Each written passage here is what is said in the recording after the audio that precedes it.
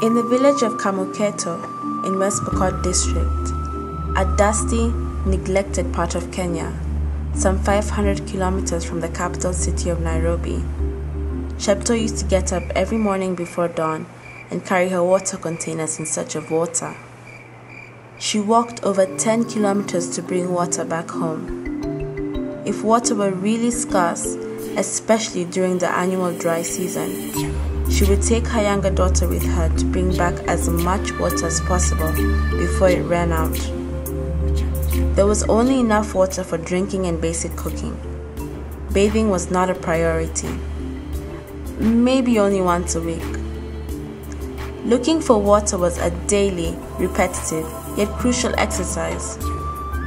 In this arid region, water is so rare that the people of this community would have to compete with bees for available water, oftentimes being stung repeatedly.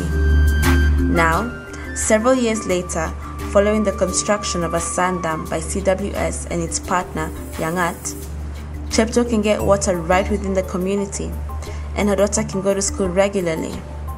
Now the community has water, and families are even able to grow and harvest vegetables, which they never had before. Chepto's daughter does not have to travel far to school anymore, since she can now go to school closer, built by the parents right in the community. The bees that were a constant threat and pest are now being used by the community to produce honey as additional income. Although these are positive developments, the effects of climate change or erratic weather patterns will wash these gains away. For women like Chepto, water and food will become scarcer as rainfall becomes increasingly unpredictable unless they are assisted. This is what we know. With an increasing world population, food production will need to double over the next 40 years. 70% of our fresh water is used for agriculture production. Therefore, increasing food production will increase water demand as well.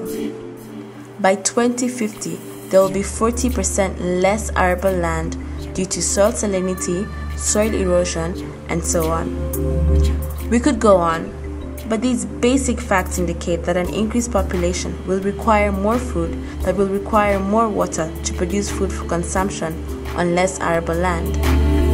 Pollution, deforestation, and use of finite resources in Western countries impacts weather patterns that directly affect vulnerable people like Chepto, who are extremely dependent on the land, rain, and the environment for their survival.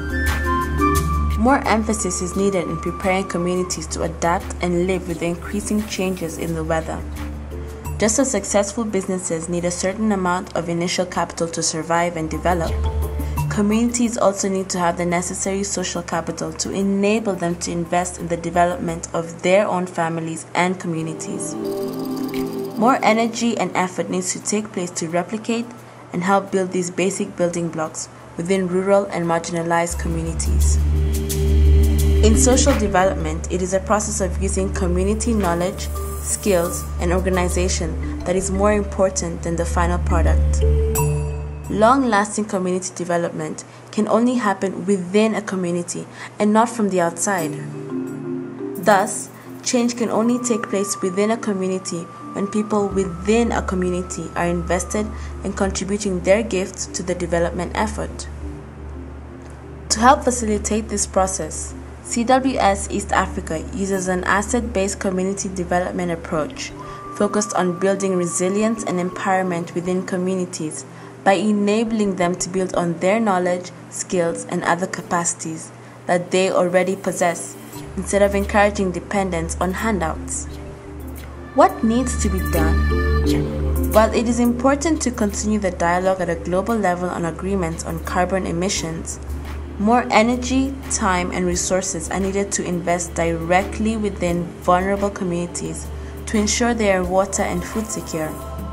If communities or countries are not water secure, they will not be food secure.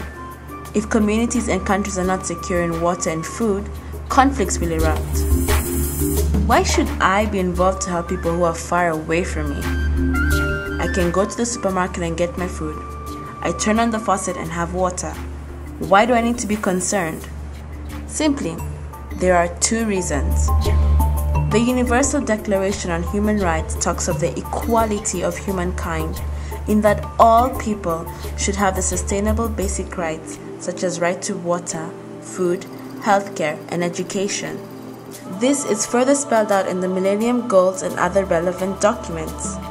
Yet the effect of climate change is reducing the ability for vulnerable people to have their rights fulfilled as getting food and water, and thus health and education becomes more difficult. From a humanistic point of view, limited resources tend to spark increased conflict over those resources, resulting in people moving to other areas. This puts more pressure on the limited resources in these areas, sparking more violence, and the cycle of destruction continues. We are seeing this now as some West Africans do whatever they can to reach Europe to try and improve their lives.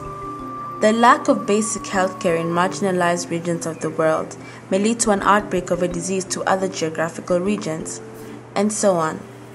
We are seeing this with the H1N1 virus and the SARS virus of a few years ago. What will be next as transportation makes it easier for people to move quickly around the world? Do you want to leave the world a better place for your children? Don't look at climate change as some abstract theory. Seize the moment and help people like Cheptoo in rural and marginalized communities to have basic clean water and enough food to live. This is the beginning step. Do it because it is the right thing to do. Do it because of your children. Do it because we need to survive.